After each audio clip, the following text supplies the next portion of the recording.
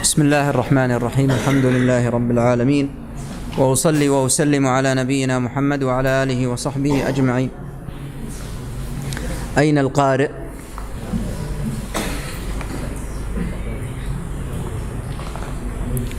أنت الذي تقرأ كتاب الفتن، والعمدة من الذي يقرأه؟ أنت. إيه، جيد. الفتن من الذي يقرأه؟ خلاص اقرأ.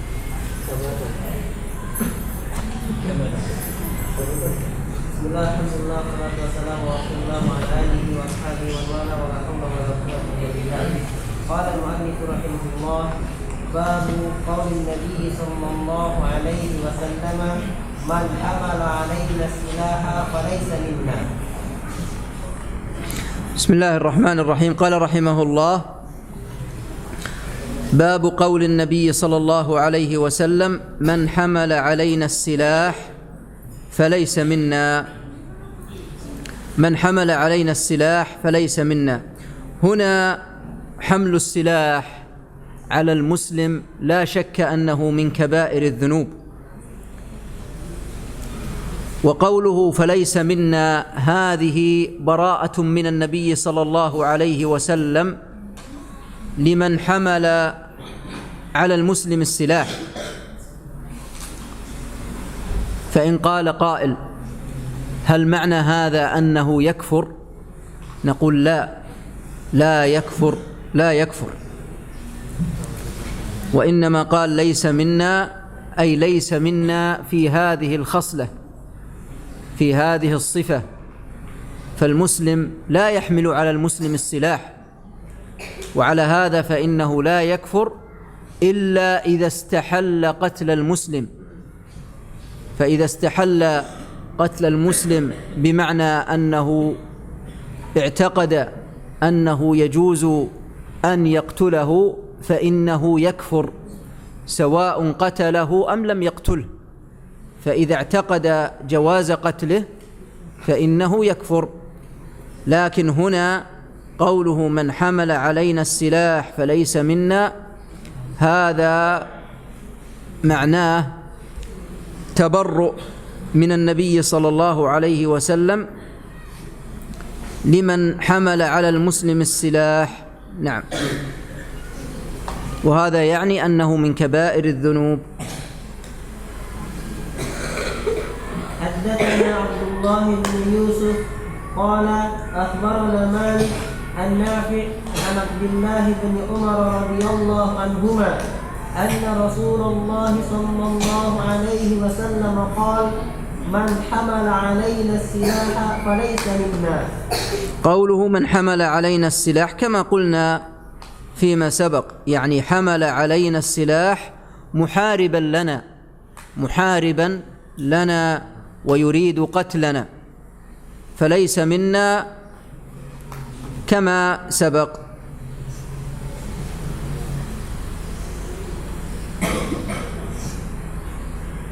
نعم.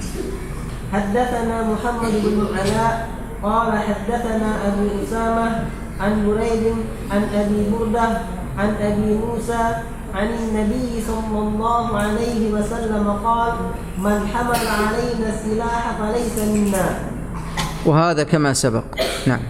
حدثنا محمد قال أخبرنا عبد الرزاق عن معمر عن همام قال: سمعت أبا هريرة عن النبي صلى الله عليه وسلم قال: لا يشير أو لا يشر أحد. عندك لا يشر؟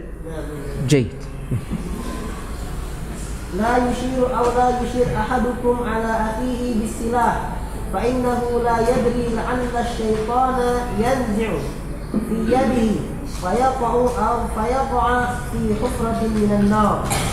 نعم. قوله هنا لا يشير أو لا يشر أحدكم على أخيه بالسلاح، هذا نهي من النبي صلى الله عليه وسلم إذا كان اللفظ لا يشر. وإذا كان اللفظ لا يشير فإن لا هنا نافية، والنفي بمعنى النهي. لا يشير أحدكم على أخيه بالسلاح، والسلاح هنا يشمل ما لو كان سيفا أو سكينا أو بندقية أو ما أشبه ذلك، فيدخل فيه جميع أنواع السلاح. قال: فإنه لا يدري لعل الشيطان ينزغ في يديه، ربما ينزغ الشيطان فيجعله يرمي بهذه البندقية أو يقتله بهذا السيف. وهذا أيها الإخوة يفعله في بعض الأحيان السفهاء، تجد أنه ربما أشار على أخيه ببندقية يحسب أنها ليس فيها شيء، وإذا هي معباة ومملوءة، فيقتل أخاه المسلم. وربما أنه يشير بسكين أو ما أشبه ذلك فيؤزه الشيطان. ولهذا فينبغي الحذر من هذه الأشياء. كذلك أيضا يدخل في ذلك ما لو أشار إلى أخيه بسيارة يقودها، أراد أن يخوفه، أو أشار إليه بدباب أو ما أشبه ذلك. نعم، يعني في الدراجة النارية هذه. نعم. حدثنا علي بن عبد الله قال حدثنا سفيان قال: قلت لعمرو: يا أبا محمد، سمعت جابر بن عبد الله يقول: مر رجل بسحاب في المسجد، فقال له رسول الله صلى الله عليه وسلم: أمسك بمصالها. قال: نعم. مر رجل بسهام في المسجد، والسهم معروف ما يؤخذ ويستفاد منه في أي شيء. نعم، في القتال. فقال له رسول الله صلى الله عليه وسلم: أمسك بنصالها. بنصالها يعني أمسك بطرفها الحاد، أمسك بالطرف الحاد، وذلك لأجل ألا يؤذي أحدا، لأجل ألا يؤذي أحدا. قال: نعم. قال: نعم. هل تعرف كيف يمسك بنصالها؟ يعني بالطرف الحاد. الآن السكين يوجد لها طرف حاد مدبب، عرفتم؟ فإذا أراد أن يحملها الإنسان يحملها من طرفها الحاد هكذا، لأنه لو حملها من الأسفل يكون الطرف الحاد موجه للغير، لكن إذا حملها هكذا فإنه يسلم من أذية الغير. نعم. ولهذا قال هنا النبي صلى الله عليه وسلم: أمسك بنصالها، يعني من عند طرفها الحاد، لأجل ألا يؤذي أحدا. وهذا لا شك أنه أدب نبوي، وينبغي للإنسان أن يعلم أبناءه الصغار في ذلك. إذا أراد أن يحضر له سكينا مثلا أو ما أشبه ذلك، وأراد أن يمسكها من طرفها الحاد لأجل ألا يؤذي أحدا وهو يمشي. نعم. حدثنا أبو النعمان قال حدثنا حماد بن زيد عن عمرو بن دينار عن جابر أن رجلا مر في المسجد بأسهم قد بدا نسولها، فأمر أن يأخذ بنصولها لا يخدش مسلما. نعم، أمر أن يأخذ بنصولها أي من عند طرفها الحاد حتى لا يخدش مسلما، حتى لا يؤذي المسلمين. نعم.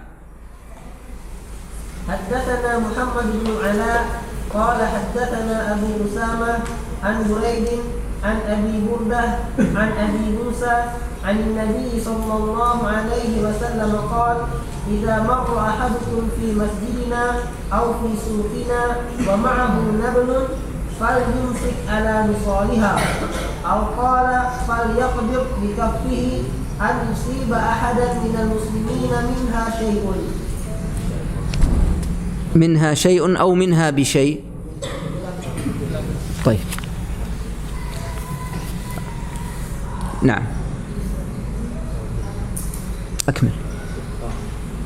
باب قول النبي صلى الله عليه وسلم لا ترجعوا بعدي كفارا يضرب بعضكم رقاب بعض. نعم، هذه هي الترجمة، وسوف يتضح معنى هذه الترجمة من خلال الأحاديث إن شاء الله. حدثنا عمر بن حفص حدثني أبي قال حدثني أبي قال حدثنا الأعمش قال حدثنا شقيق قال عبد الله قال النبي صلى الله عليه وسلم سباب المسلم فسوق وقتاله كفر. نعم، قال النبي صلى الله عليه وسلم سباب المسلم فسوق، أي أن عيب المسلم في دينه وفي خلقه هذا من الفسوق، وإذا كان من الفسوق فلا يجوز للمسلم أن يعيب أخاه في دينه ولا في خلقه. قال وقتاله كفر، لكن قوله كفر هنا هذا الكفر كفر دون كفر، أي أنه لا يخرج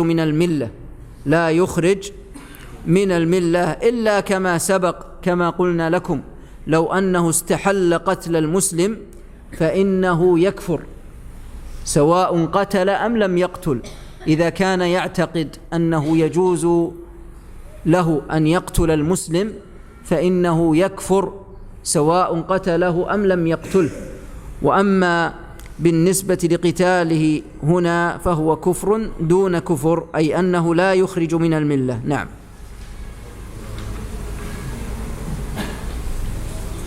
حدثنا حجاج بن منهال قال حدثنا شعبة قال أخبرني واقد بن محمد عن أبيه عن ابن عمر أنه سمع النبي صلى الله عليه وسلم يقول لا ترجعوا بعدي كفارا يضرب بعضكم رقاب بعض.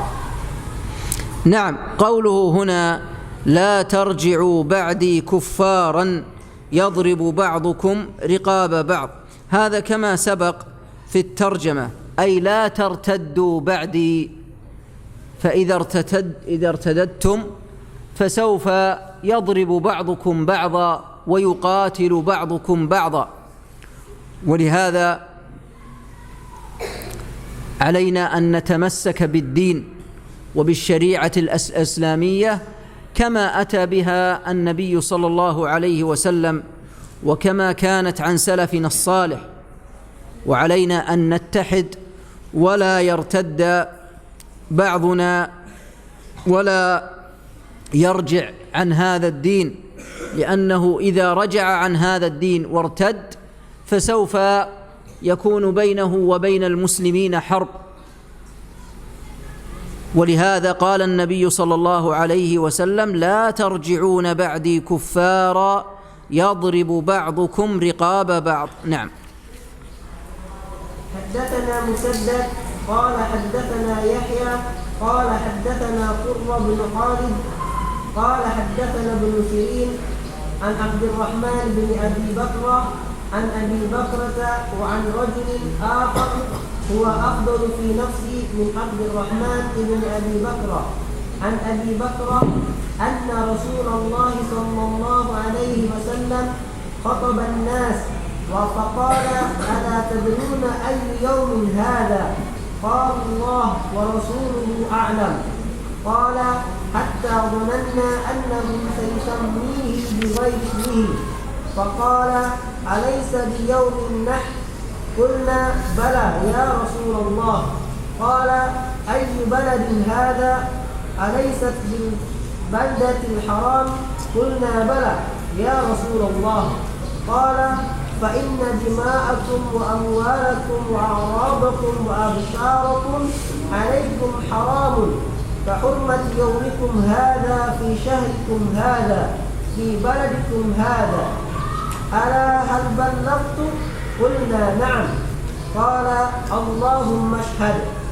فليبلغ الشاهد الغائب، فإنه رب مبلغ يبلغه لمن هو أوعى له. فكان كذلك. قال لا ترجعوا بعدي كفارا يضرب بعضكم رقاب بعض. فلما كان يوم حرق ابن الحضرمي حين حرقه جارية بن قدامة قال أشرفوا على أبي بكر، فقالوا هذا أبو بكر يراك. قال عبد الرحمن فحدثتني أمي عن أبي بكر أنه قال لو دخلوا علي ما بهشت بقصبة. لو دخلوا علي ما بهشت أو ما بهشت بقصبة. نعم، هذا جزء من خطبة يوم النحر، والنبي صلى الله عليه وسلم خطب يوم النحر وقال فإن دماءكم وأموالكم وأعراضكم، وفي رواية وأبشاركم عليكم حرام كحرمة يومكم هذا في شهركم هذا في بلدكم هذا. فلا يجوز للمسلم أن يقتل المسلم، لأن دم المسلم على المسلم حرام. ولهذا قال بعد ذلك لا ترجعوا بعدي كفارا كما سبق، لأنكم إذا رجعتم كفارا فسوف يضرب بعضكم رقاب بعض، وعليكم أن تتمسكوا بهذا الدين الإسلامي. هنا قال فلما كان يوم حرق ابن الحضرمي، يوم حرق ابن الحضرمي.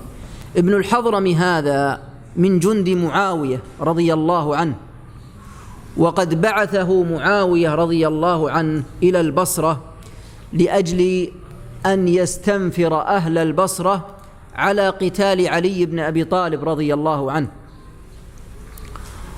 ولكن عليا رضي الله عنه بعث جارية بن قدامة، ولهذا قال فلما كان يوم حرق ابن الحضرمي هو الذي بعثه معاوية لأجل أن يستنفر الناس في البصرة على قتل علي.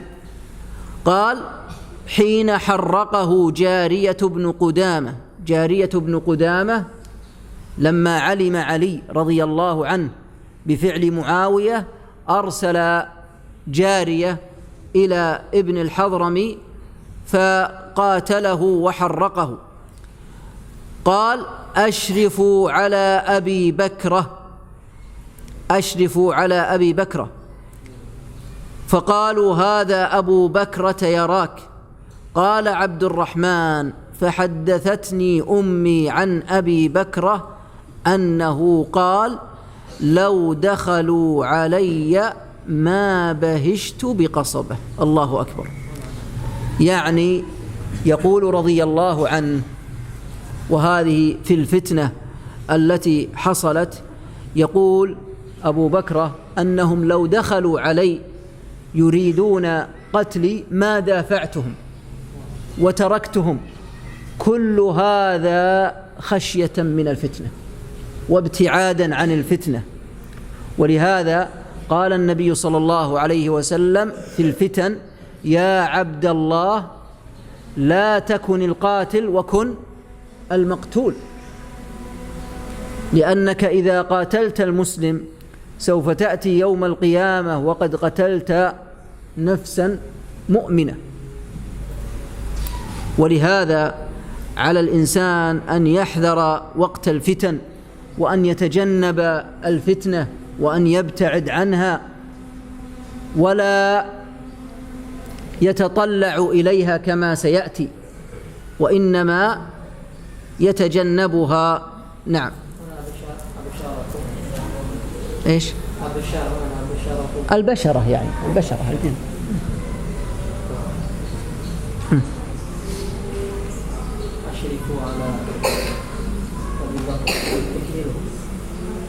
نعم. حدثنا أحمد بن إسحاق قال حدثنا محمد بن فضيل عن أبيه عن إكرمة عن ابن عباس رضي الله عنهما قال قال النبي صلى الله عليه وسلم لا ترتدوا بعدي كفارا يضرب بعضكم رقاب بعض. وهذا كما سبق. حدثنا سليمان بن حرب قال حدثنا شعبة عن علي ابن مدرك سمعت أبا زرعة ابن عمرو ابن جرير عن جده جرير قال قال لي رسول الله صلى الله عليه وسلم في حجة الوداع استقصد الناس ثم قال لا ترجعوا أو لا ترجعون بعدي كفارا يضرب بعضكم رقاب بعض. وهذا كما سبق. نعم. باب تكون فتنة القاعد فيها خير من القائم. قوله هنا باب تكون فتنة القاعد فيها خير من القائم. وهنا تنبيه بسيط، وهو قوله باب هنا دائما إذا كان ما بعد الباب اسم مفرد فإنه يضاف. وأما إذا كان ما بعد باب هنا جملة فإنه يقطع. فهنا ما بعد باب جملة، فتقول باب تكون فتنة القاعد فيها خير من القائم. وأما لو كان ما بعد باب مفرد فإنه يضاف، كما لو كان ما بعدها مثلا العلم فتقول باب العلم، ما بعدها الحياء باب الحياء. نعم. وقوله هنا تكون فتنة القاعد فيها خير من القائم، وذلك لأن الإنسان كلما ابتعد عن الفتنة فهو خير له. ومن المعلوم أن القاعد أبعد من القائم في الفتنة، فالقاعد أخير من القائم، فكلما ابتعد الإنسان عن الفتنة فهو خير له. وسيأتي الحديث يوضح هذا أكثر. نعم. حدثنا محمد بن عبيد الله قال حدثنا إبراهيم بن سعد عن أبيه عن أبي سلمة بن عبد الرحمن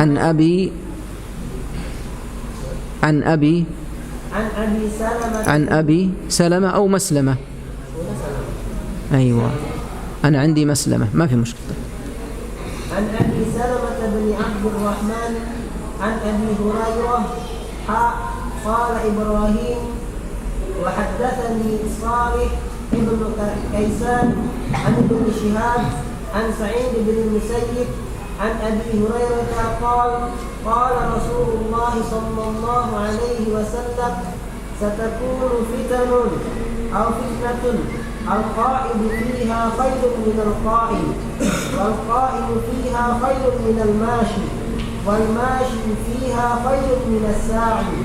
من تشرف لها تستشرفه، فمن وجد فيها أو منها ملجأ أو معادا فليعذ به. قال رسول الله صلى الله عليه وسلم ستكون فتن جمع ويفيد التكثير والتعظيم. القاعد فيها خير من القائم، وذلك لأن القاعد أبعد. والقائم فيها خير من الماشي، وذلك لأن القائم أبعد. والماشي فيها خير من الساعي، وذلك لأن الماشي أبعد.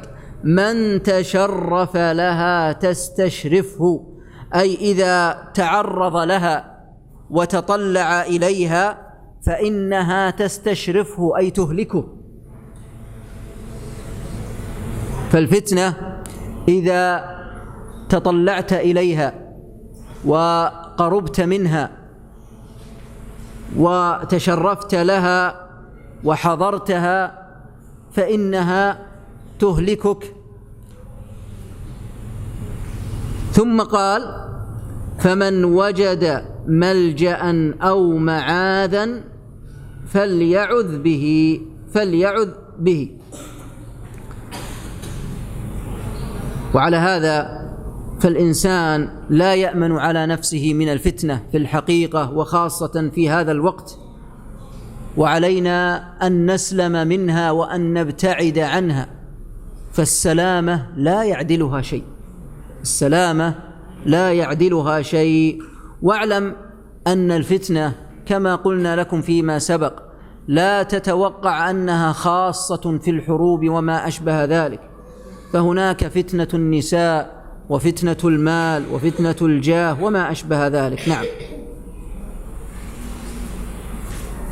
حدثنا أبو اليمان قال أخبرنا شعيب عن الزهري قال أخبرني أبو سلمة ابن عبد الرحمن أن أبا هريرة قال رسول الله صلى الله عليه وسلم: ستكون فتن القاعد فيها خير من القائم، والقائم خير من الماشي، والماشي فيها خير من الساعي، من تشرف لها تستشرفه، فمن وجد ملجأ أو معادا فليعذ به.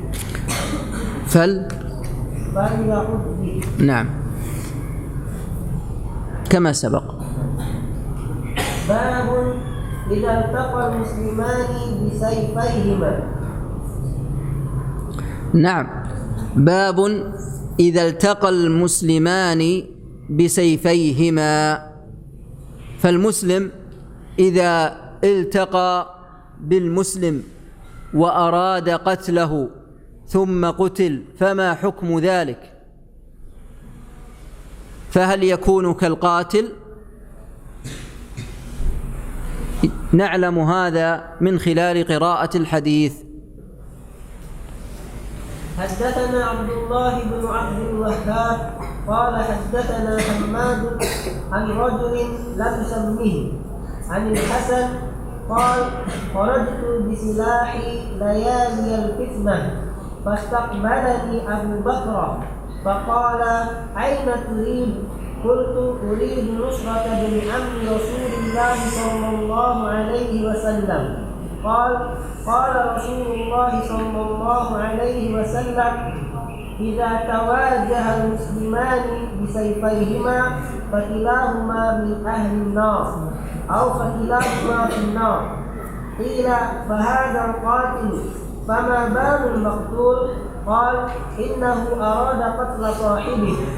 قال حماد بن زيد: فذكرت هذا الحديث لأيوب ويونس ابن عبيد وأنا أريد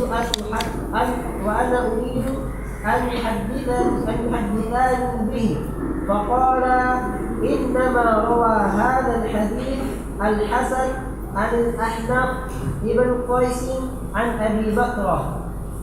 حدثنا سليمان قال حدثنا حماد بهذا، وقال مؤمل حدثنا محمد بن زيد قال حدثنا أيوب ويونس وهشام ومعلى ابن زياد عن الحسن عن الأحنف عن أبي بكر عن النبي صلى الله عليه وسلم، ورواه معمر عن أيوب، ورواه بكر ابن عبد العزيز عن أبيه عن أبي بكر. وقال غندر حدثنا شعبة عن منصور عن ربع بن حراش عن أبي بكر عن النبي صلى الله عليه وسلم، ولم يرفعه سفيان عن منصور. هنا قال: حدثنا عبد الله ابن عبد الوهاب قال حدثنا حماد عن رجل لم يسمه. هذا الرجل الذي لم يسمى هو عمرو بن عبيد، هو عمرو بن عبيد، وهو من المعتزلة، وهو متهم في حفظه، وهذا هو سبب عدم التسمية. عن الحسن قال: خرجت بسلاحي ليالي الفتنة. قوله خرجت بسلاحي، القائل هنا من هو؟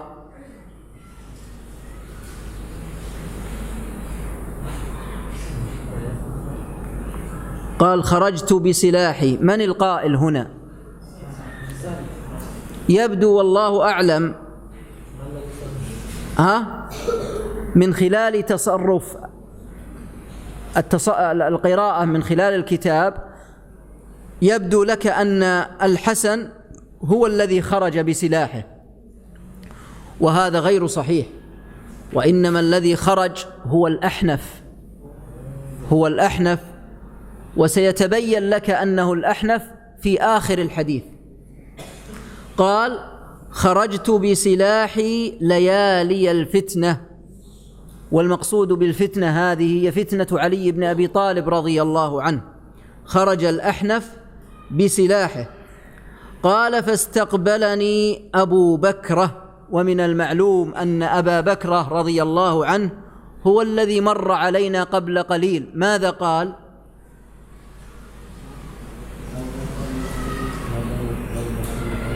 لو دخلوا علي ما بهشت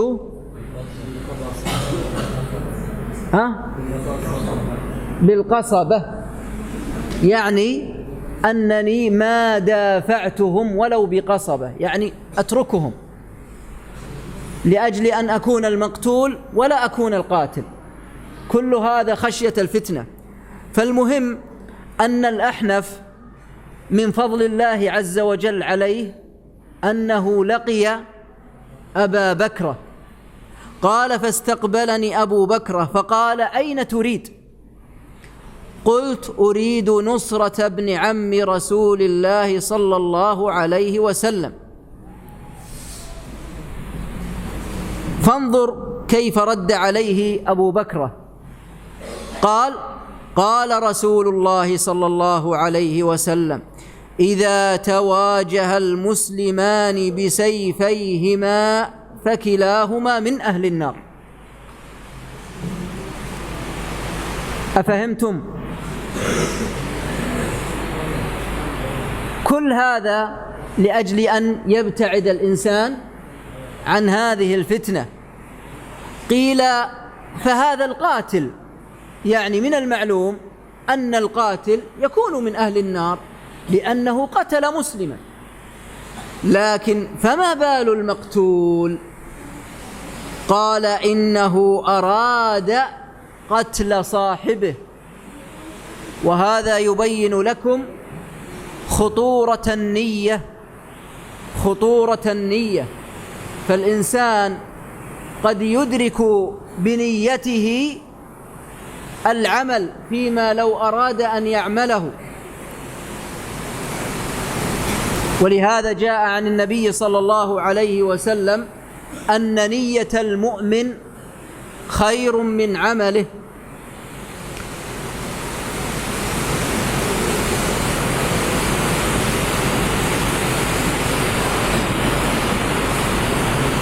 نعم، قوله هنا إذا تواجه المسلمان بسيفيهما فكلاهما من أهل النار، هل يقتضي هذا أنهما كفار، أنهما كافران؟ لا، بل إن هذا من كبائر الذنوب. وأما قوله فكلاهما من أهل النار فنقول مصيرهما إلى النار، ولكن الله عز وجل أعلم بمدة المكوث ومرجعهم بعد ذلك على مذهب أهل السنة والجماعة إلى الجنة.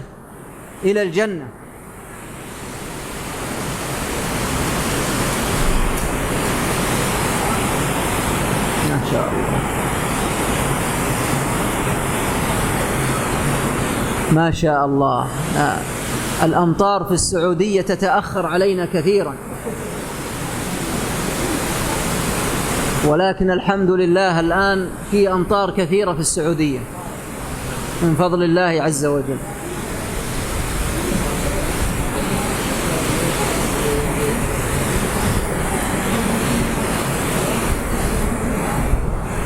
طيب، إذا ننتهي نقف على هذا،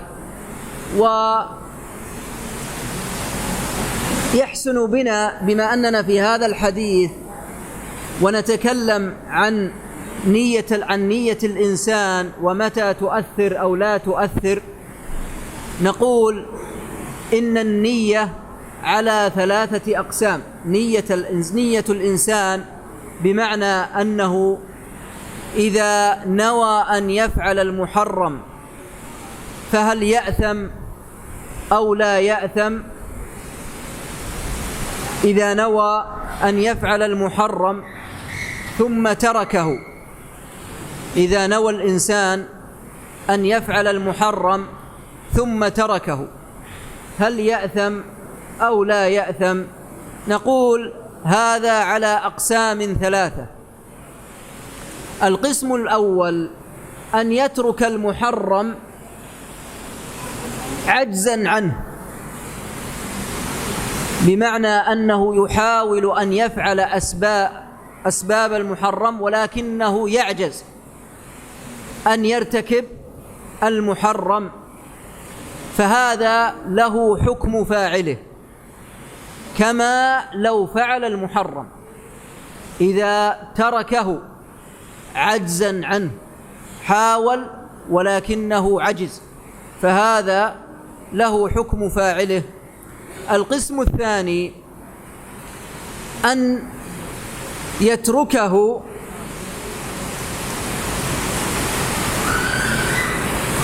لأنه لم يطرأ على باله أصلا، وسوف نضرب لكم مثالا على الأقسام 3. أن يتركه القسم الثاني لأنه لم يطرأ على باله أصلا، فهذا لا يثاب ولا يأثم، لا يثاب ولا يأثم. والقسم الثالث أن يتركه لله تعالى، أن يترك المحرم لله تعالى، فهذا يثاب بحسنة كاملة. نضرب لكم مثالا على هذا، وطبقوا المثال على الأقسام 3. رجل والعياذ بالله أراد أن يسرق، أو أراد أن يزني، أو أراد أن يشرب الخمر،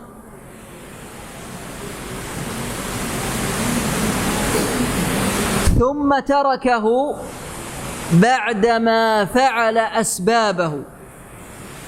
أخذ النقود وذهب إلى محل الخمور لأجل أن يشرب، فلما وصل قال صاحب الخمر: انتهى الذي عندي. هذا عليه إثم فاعله. القسم الثاني أن يتركه لأنه لم يطرأ على باله أصلا، فهذا لا يثاب ولا يعاقب. والقسم الثالث أن يتركه لله تعالى وينوي أنه لله تعالى، فهذا يثاب بحسنة كاملة. أن يتركه لأنه لم يطرأ على باله، ما في باله أنه يشرب خمر أو ما يشرب، ما على باله شيء. نعم. طيب، نقف على هذا ونذهب إلى التفسير.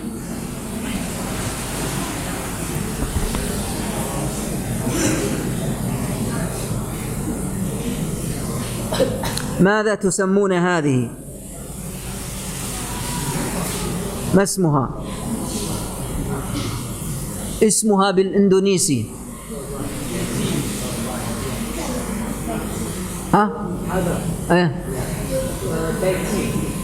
بيرسي. طاقية معروف، طاقية تسمونها طاقية؟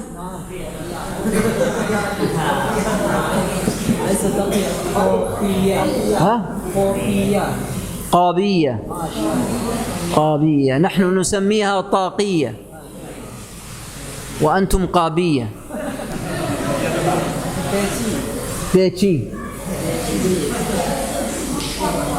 وهذه كاتاماتا.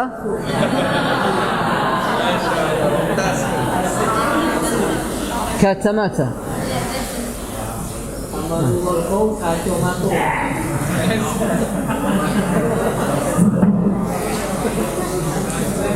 ما شاء الله.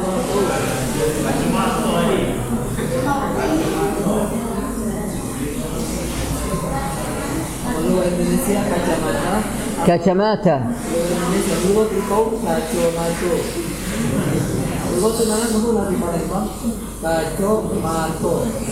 كاتوماتو.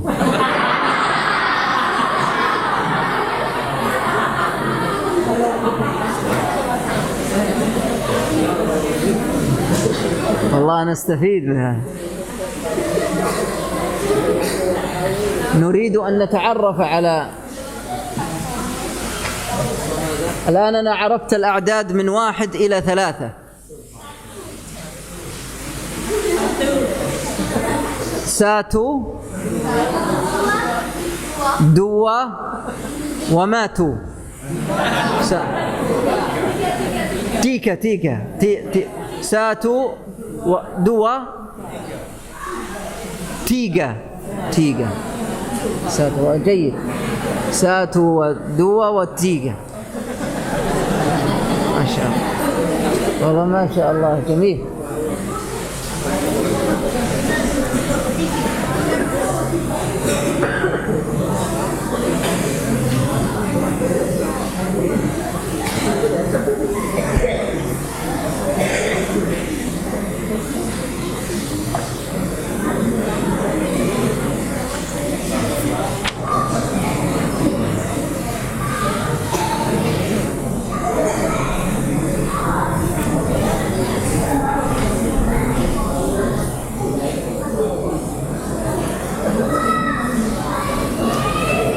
نريد طالبا من المرحلة المتوسطة يقرأ لنا سورة الناس.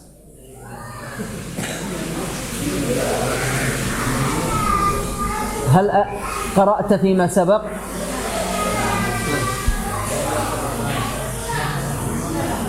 لم تقرأ الحديث؟ ما قرأت 40 النووية؟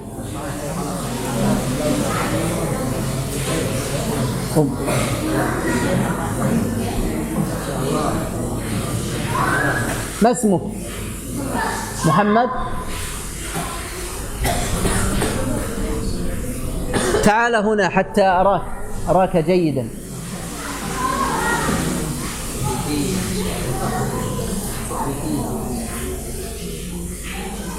ارفع صوتك. سورة الناس. أعوذ بالله من الشيطان الرجيم. بسم الله الرحمن الرحيم.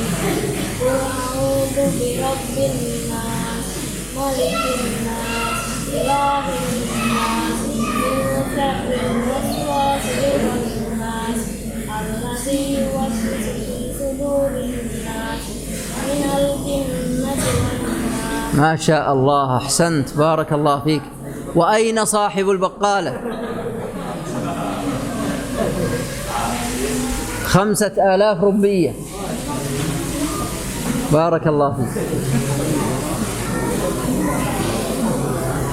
الآن كم وصلنا؟ كم وصل المجموع؟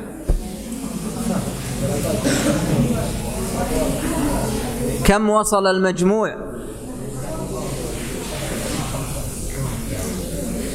5000.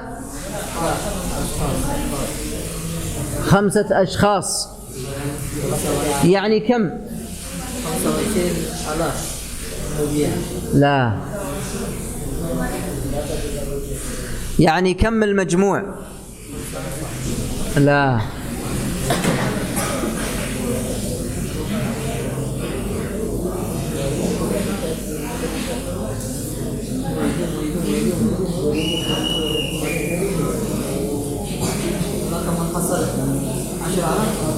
أيوة. أرأيت الذي لا يكتب؟ هذه مشكلة.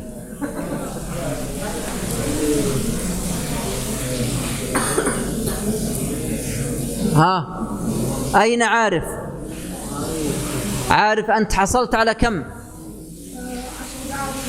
شاء الله 10,000 ربية. لو أتى لك لقمان وقال أنا حصلت على 10,000 ربية، مشكلة.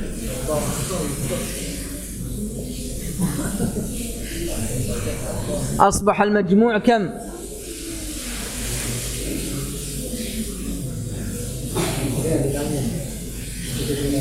أصبح المجموع كم؟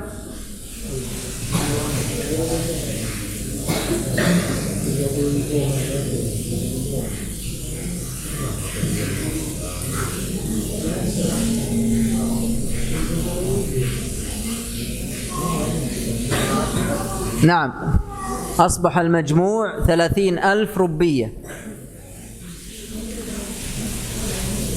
وعليكم يا طلاب المرحلة المتوسطة أن تنتبهوا لأجل أن تحصلوا على نقود.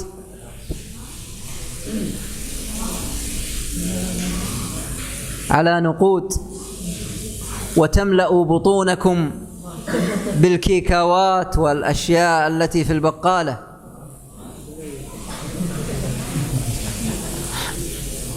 طيب، نبدأ بتفسير سورة الناس بعدما انتهينا من سورة الفاتحة. قال: بسم الله الرحمن الرحيم. والبسملة سبق وأن تكلمنا عليها في سورة الفاتحة. وقوله هنا: قل أعوذ برب الناس، قل يعني يا محمد عليه الصلاة والسلام، وأعوذ أي ألتجئ وأعتصم. ألتجئ وأعتصم بمن؟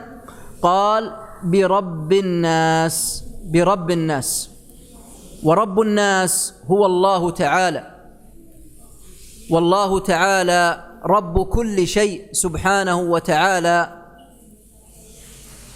وهنا كما تلاحظ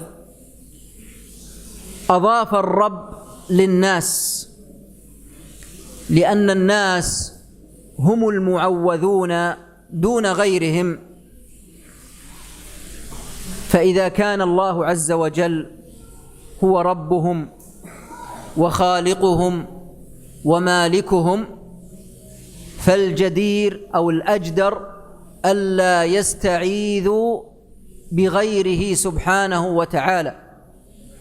وقوله رب الناس، الرب هو الخالق المالك المدبر المحيي المميت. برب الناس قال ملك الناس. ملك، والملك هو من له السلطة العليا والتصرف الكامل، وهو الله عز وجل.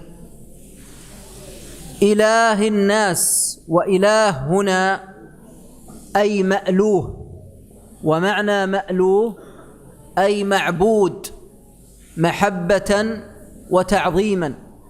فالله عز وجل هو المعبود حقا محبة وتعظيما، فنعبد الله تعالى لأننا نحبه ونعظمه. قال من شر الوسواس الخناس. إذن لاحظ هنا أتى بثلاث صفات لله تعالى أمرنا الله عز وجل أن نستعيذ بها. انتبهوا أيها الإخوة، ثلاث صفات لله تعالى أمرنا الله عز وجل أن نستعيذ بها. أولا قال برب الناس، والثاني ملك، والثالث إله.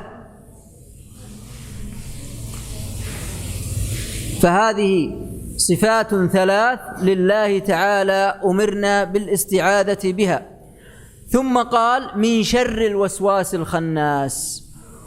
والوسواس الخناس هو الشيطان، فأمرنا أن نستعيذ بالله عز وجل من الشيطان الرجيم.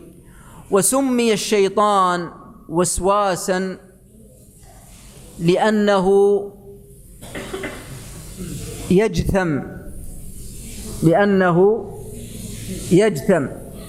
بمعنى أنه إذا ذكر الإنسان ربه عز وجل خنس الشيطان ورجع واندحر. وأما إذا لم يذكر الإنسان الله عز وجل فإن الشيطان يوسوس.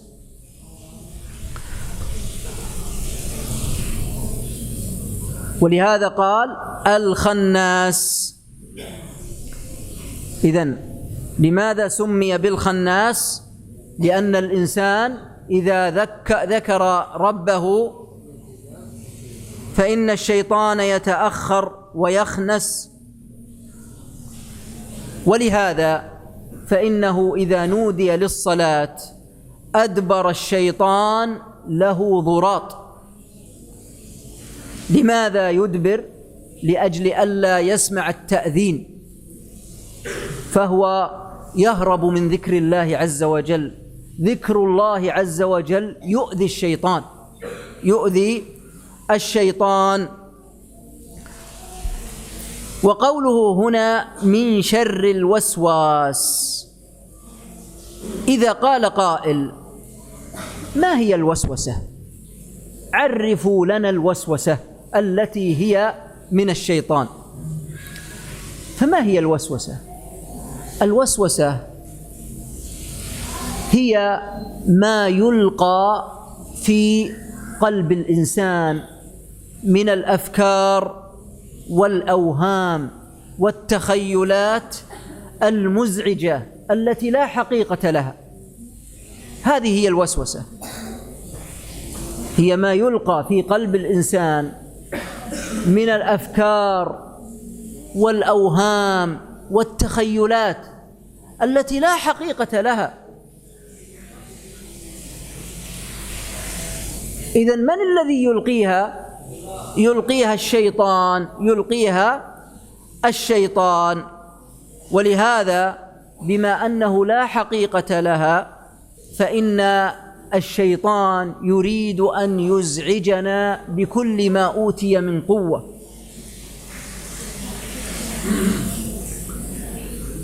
ثم قال من شر الوسواس الخناس الذي يوسوس في صدور الناس، وهو الشيطان، من الجنة والناس، أي من الجن ومن الناس. فالمعنى أننا أمرنا بالاستعاذة من شياطين الإنس ومن شياطين الجن. أمرنا الله عز وجل أن نستعيذ بالله تعالى من شياطين الإنس والجن. النبي صلى الله عليه وسلم كان إذا أراد أن ينام في الليل بفراشه وضع يديه هكذا ونفث فيهما وقرأ قل هو الله أحد والمعوذتين، ثم يمسح بكفيه جسده عليه الصلاة والسلام، يمسح بكفيه ما استطاع من جسده ووجهه ورأسه عليه الصلاة والسلام. هذا هو هديه عليه الصلاة والسلام. وروي أيضا أنه كان عليه الصلاة والسلام يعوذ بهما الحسن والحسين ابن ابنته عليه الصلاة والسلام. ابنته من؟ ابنته من؟ كأني أسمع هناك من يقول من؟ ارفع صوتك لا تخجل. فاطمة، ابنته فاطمة. إذن هذا هو معنى هذه السورة. الشيطان أيها الإخوة كما قلنا لكم يريد أن يبعث القلق في نفس الإنسان، في نفس ابن آدم. لماذا؟ لأن آدم عليه السلام هو الذي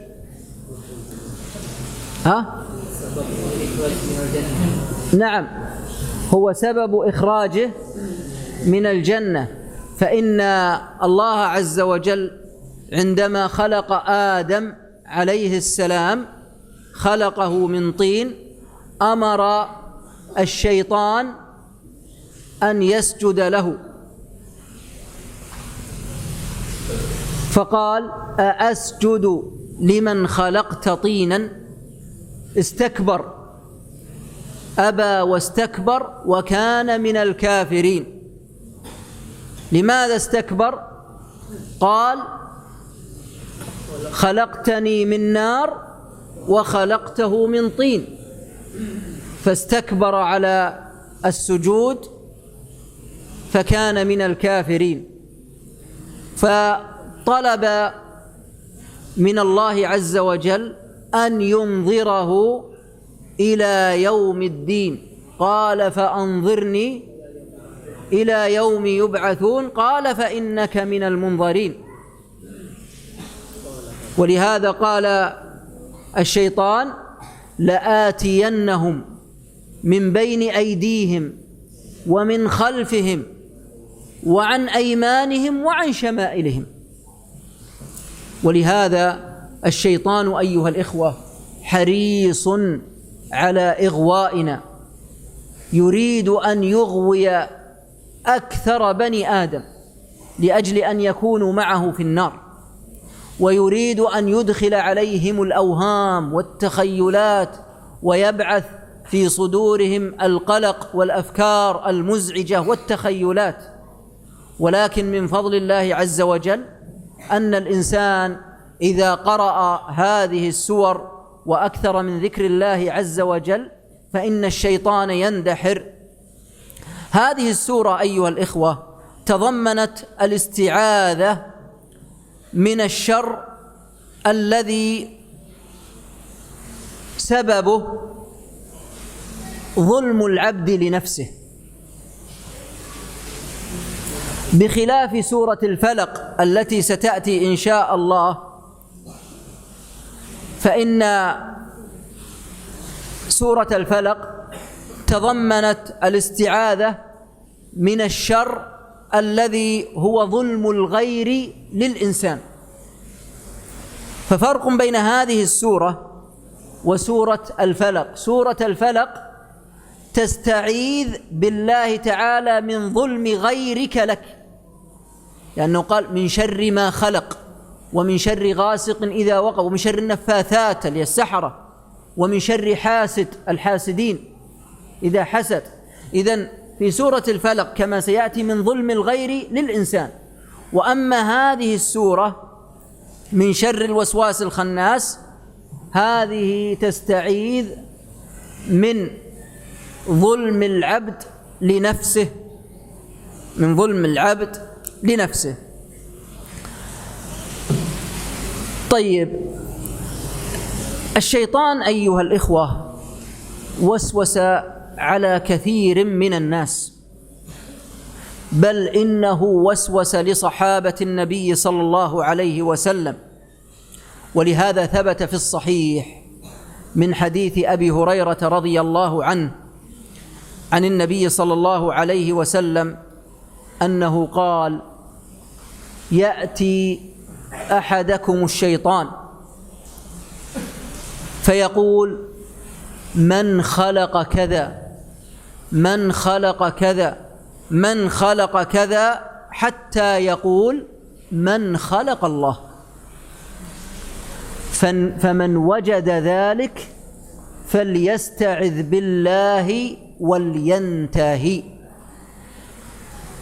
إذا وجد الإنسان ذلك يقول أعوذ بالله من الشيطان الرجيم، ومباشرة يصرف تفكيره إلى شيء آخر،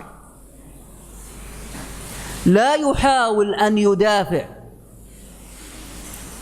لأنك إذا حاولت أن تدافع فسوف تعيش في صراع قد تغلب في النهاية. ولكن أرشدنا النبي صلى الله عليه وسلم إلى علاج واضح بين: استعذ بالله واصرف تفكيرك إلى شيء آخر. اذهب إذا كنت جالسا فاذهب وأشغل نفسك مع صديق لك، اذهب إلى استماع محاضرة من المحاضرات، اذهب إلى قراءة القرآن، اصرف تفكيرك إلى ذكر الله عز وجل. ولهذا أيضا ثبت في الصحيح أن أصحاب النبي صلى الله عليه وسلم قالوا: يا رسول الله، إن أحدنا لا يجد نفسه ما لو أنه يخر من السماء إلى الأرض أحب إليه من أن يتكلم به. يعني يجد في نفسه أشياء تدور في قلبه وفي ذهنه، يود أنه يخر من السماء إلى الأرض ولا يتكلم بهذا، ما يتكلم. فقال النبي صلى الله عليه وسلم: أو تجدون هذا؟ قالوا: بلى يا رسول الله. قال: الحمد لله الذي رد كيده إلى الوسوسة. الحمد لله الذي رد كيده إلى الوسوسة، لأن الشيطان ضعيف، لا يستطيع أن يأتي ويجابهك، لا يستطيع، ضعيف، ولا يستطيع أن يقابلك، ما يستطيع. ليس له إلا أن يبعث لك الوساوس والتخيلات. فإذا حصل هذا فاقرأ هذه السور فإنه يرتدع ويندحر، واشتغل بذكر الله عز وجل. إذن هذا بالنسبة لسورة الناس، ونقف على هذا.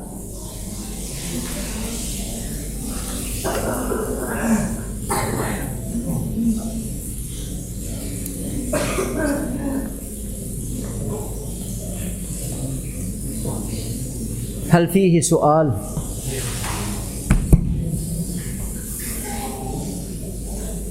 المغرب ماذا عندكم؟ ها؟ إيش؟ لا أقول متى يؤذن، أقول ماذا عندكم؟ ما رأيكم أن نأخذ 40 النووية لأجل أن نمشي فيها قليلا،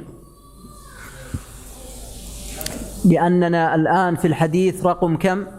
6، ونحن عندنا كم؟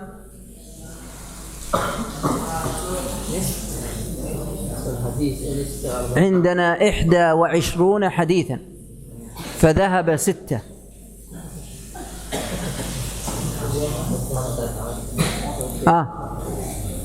نجلس 40 لا بأس. طيب، سؤالك. ذكر أن من قتل مؤمنا لا يخطئ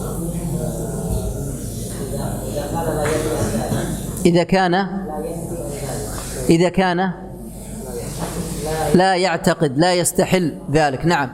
وحصل ما حصل، رجل خاصمة مع زميله وهو لا يقصد قتله فقتله، فكيف بقول الله سبحانه وتعالى من قتل مؤمنا متعمدا فجزاؤه جهنم خالدا فيها؟ ومن يقتل مؤمنا متعمدا فجزاؤه جهنم خالدا فيها، أليس لا أحد يخرج من جهنم إلا الكفار؟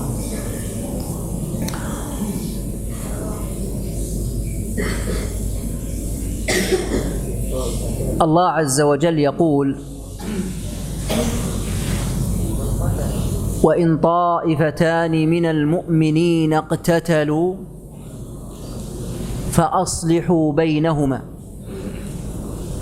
فإن بغت إحداهما على الأخرى فقاتلوا التي تبغي حتى تفيء إلى أمر الله. فقاتلوا، وقد يحصل بالقتال القتل. ثم قال الله عز وجل بعد ذلك: إنما المؤمنون إخوة،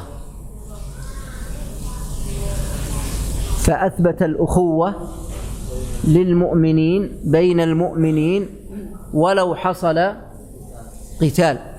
وأما قوله تعالى: ومن يقتل مؤمنا متعمدا فجزاؤه جهنم خالدا فيها وغضب الله عليه ولعنه وأعد له عذابا عظيما، هذا فسرها المفسرون على 7 أقوال.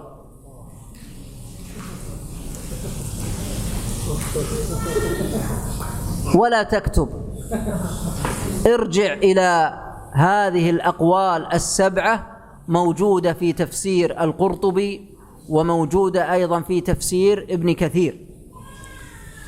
ولكن مذهب أهل السنة والجماعة: أولا، هل قال ومن يقتل مؤمنا متعمدا فجزاؤه جهنم خالدا فيها على سبيل التأبيد؟ هل فيه تأبيد؟ لا، ليس فيه تأبيد، وإنما مآله جهنم، أي أنه سيمكث مدة طويلة في جهنم.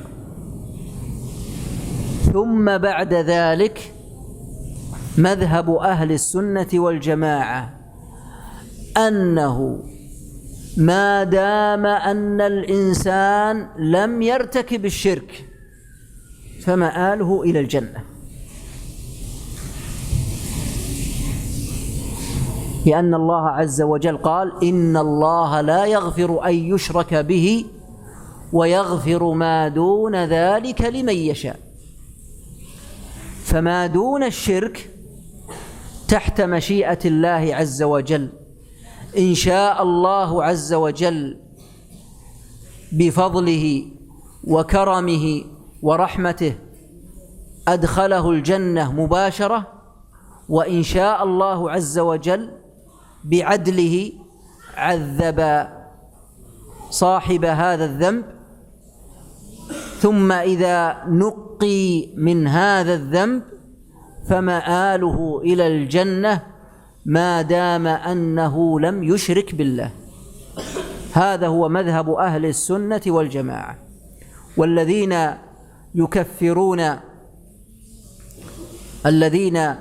يكفرون أصحاب الكبائر هم الخوارج، يقولون: إذا سرق الإنسان فقد كفر، إذا اغتاب الإنسان فقد كفر، إذا فعل كبيرة فقد كفر. ومذهب أهل السنة والجماعة لا دليل على التكفير إلا إذا أشرك بالله عز وجل والعياذ بالله.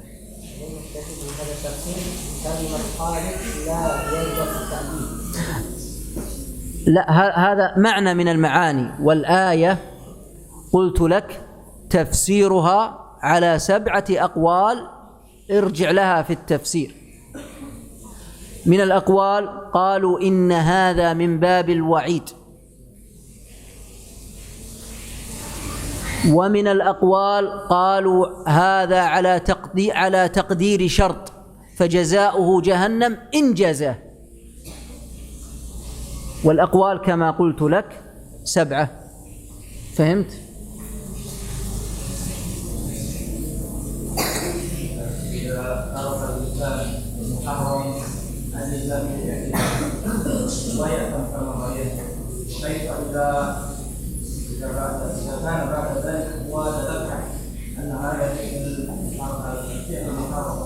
التوبة وتاب، إذا تاب التوبة تجب ما قبلها، إذا تاب غفر له ما تقدم من ذنبه. فهمت؟ هل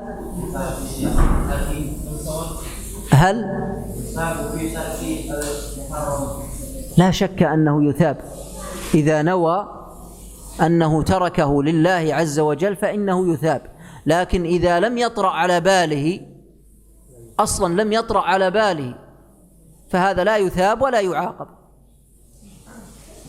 فهمت؟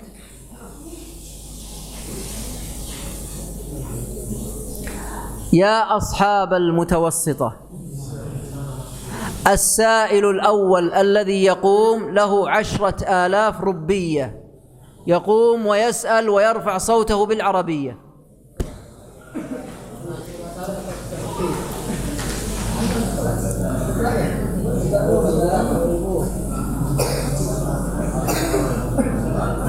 ما فيكم شجاع؟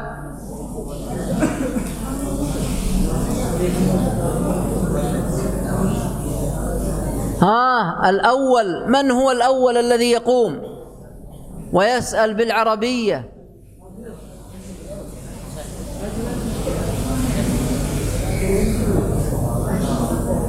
من هو الأول؟ يا خائفون. الذي يقوم بدون أن يرفع يده. نعم، ما شاء الله. ما اسمك؟ أنت أشجعهم يا لقمان. تعال عندي، أنا الآن أعطيك 5,000 ربية وأنت لم تسأل لأنك قمت، هذا يدل على شجاعتك.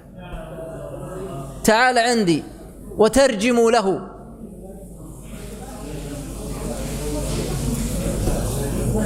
الآن اسأل، إذا سألت أكملت لك 10.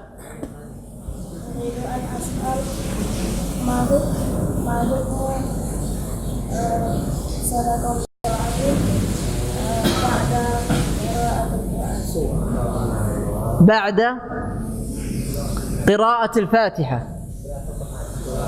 نعم، بعد قراءة أي شيء من القرآن يعني. أحسنت، ما شاء الله، بارك الله فيك. أين صاحب البقالة؟ 10,000 ربية. أصبح المجموع كم؟ 40. الذي يقرأ آيات من كتاب الله ثم في النهاية يقول صدق الله العظيم، لم يرد هذا لا من سنة النبي صلى الله عليه وسلم ولا من فعل الصحابة. وإذا كان كذلك فهل السنة أن نقول صدق الله العظيم؟ كل ما قرأ الإنسان قال صدق الله العظيم؟ لا، ليس من السنة، لأنه لا دليل عليه.